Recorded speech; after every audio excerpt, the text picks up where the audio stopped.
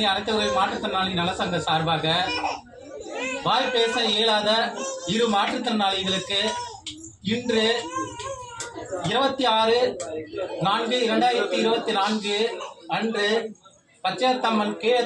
மேல தாழ்னூர் கிராமத்தில் வசிக்கும் பச்சையத்தம்மன் அருளால் இன்று இரு வாய் பேச இயலாத மாற்றுத்திறனாளிகளுக்கு திருமணம் முடிக்கப்பட்டுள்ளது. இதற்கு அரசால்